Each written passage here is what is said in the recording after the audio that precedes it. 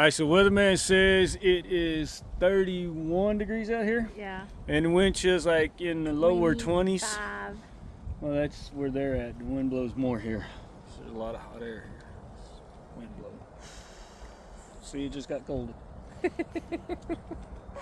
Anyway, so we're out here real quick. I know this isn't optimal, but we're going to go ahead and check the frame for square right now, because if it's way out right now, even though the engine, transmission, transfer case, all that is still in the frame, if it's way out right now, then there's no need to even attempt it. All right, so what I have here is TJ frame, all the measurements for the body mount location stuff, all the cross measurements to make sure that the frame is square. I've got the side to side measurements. Now the frame may be twisted a little bit this way. If it is, it's not much, but show you how we're going to combat the part that I feel is damaged, which would be the very front, but we'll show you that here in a minute. All right, so first thing we're going to do is pull the cross measurement from the rear body mount to, or from the rear middle body mount to the very back body mount. Just hook it on there.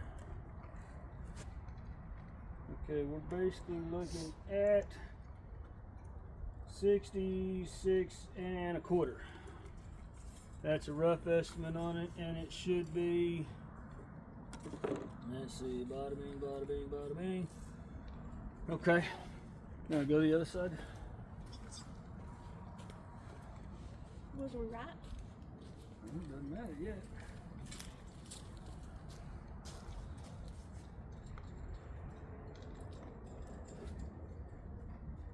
And that is the same measurement, 66 1/4. So at least those are right. And I know that this isn't exactly right because I should be measuring from the bolt hole on the frame itself, not the actual bolt, because that mount could be moved a little bit side to side.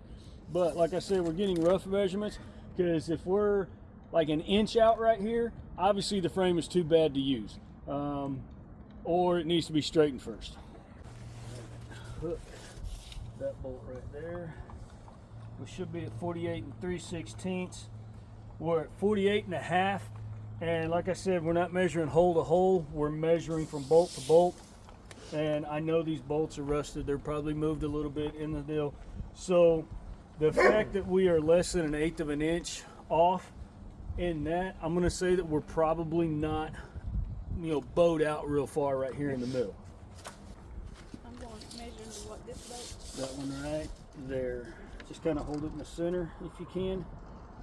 Okay, so right there, center to center, we're at 62, and we're going to call it 3/16. Measurement is actually supposed to be, I'll get my leg out of there. Measurement is supposed to be, okay, good there. Now we'll do the same thing from that one to this one. Like I said, these are rough measurements for right now. Obviously we're going around the transmission here. What is it? You on it? Yeah. Okay, go to that one again.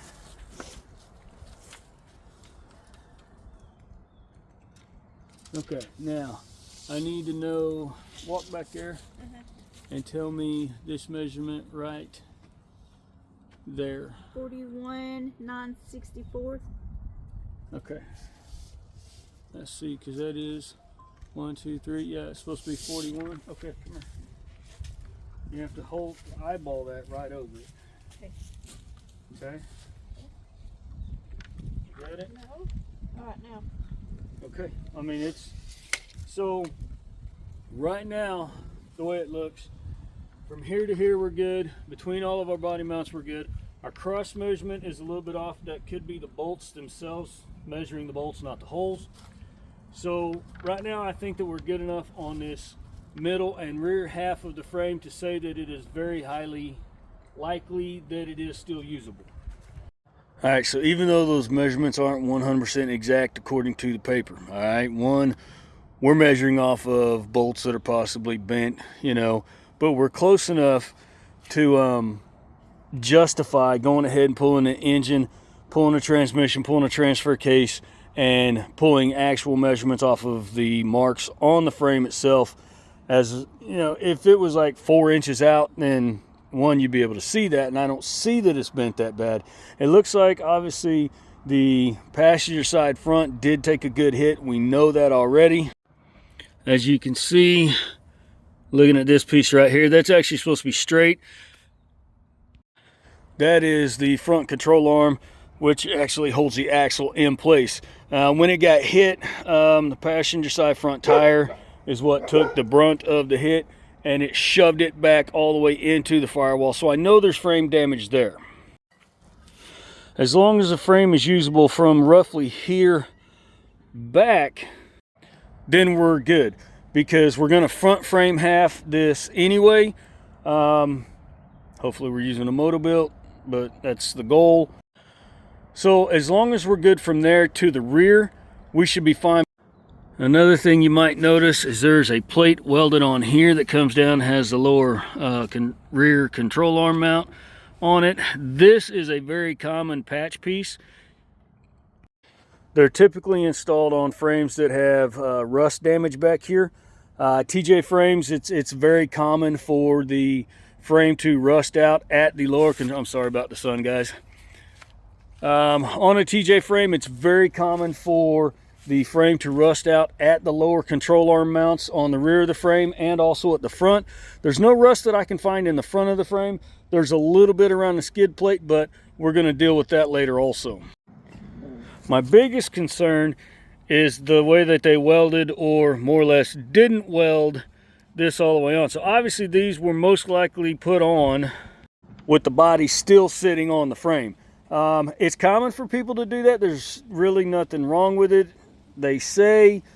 I personally would have preferred to have had the body at least lifted off of the mounts and then fully welded that patch panel all the way around.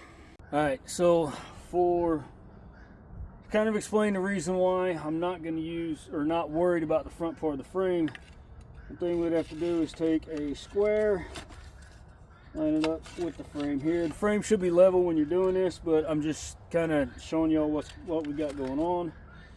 You're going to go from here, basically draw you a line here like that. Okay, once again, this is not all exact right now. I'm just trying to explain how we're going to fix the front of this. From there, you would be looking at a line that is 10 3/4 from here, bottom corner of this body mount right here. So where you see that, which is right there, you would take a square. We got a brake line in the way. Obviously we're not using that. Move it out the way. So we're going to go through, hold our 10 3/4 right here, line this up on our frame. It'll work better to go that way. Square to the frame right there. Take our marker, and since we're not really marking this right now, this line right here represents where the frame will be cut. The rest of it, I don't care if it's bent or not. As long as everything from here back is straight and square and usable, this frame is good to go. If this frame had been like way out right here, if we had to check this and it was like extremely out or obviously cracked or anything like that, we would know that we're looking for a new frame. Now, you can find used frames on Marketplace. You can find them on eBay. You can find them on probably Craigslist. I don't know. I haven't looked at Craigslist in probably 15, 20 years. Is Craigslist still even a thing? I don't know. But I digress. You can buy a brand new TJ frame. All brand new metal, factory mounts, everything. All boxed, no holes drilled in it. It's about $3,900 by the time you have the motor mounts, the cross members, all of that stuff in it, okay? So roughly $4,000. That's a little bit steep. You can buy a complete crawler frame, okay? Now, by crawler frame, I mean that it would have a rear frame half, a front frame half. You would definitely be going 4-link suspension front, or 4-link in the rear, either a 4 or a 3-link in the front. You'd have to run hydraulic steering, they say. I don't know that you might be able to use a hydraulic assist. I'm not sure on that. I haven't checked that far into it. But you can get that for about $2,500. Now, if the back half of the frame is all good and all we need to do is put the front half on, you can pick up a brand new, completely custom fabricated front half for about $700. $700 versus $4,000 is a big savings, especially when you're talking about a 19-year-old kid building this thing. Yes, I am going to help pay for it, but that's, you know, still a huge chunk of money. You know, you're talking $2,000 or $3,300 right there, and some of y'all may be able to afford to just spend $3,300 just because. Personally, myself, I don't like spending $33 if I don't have to.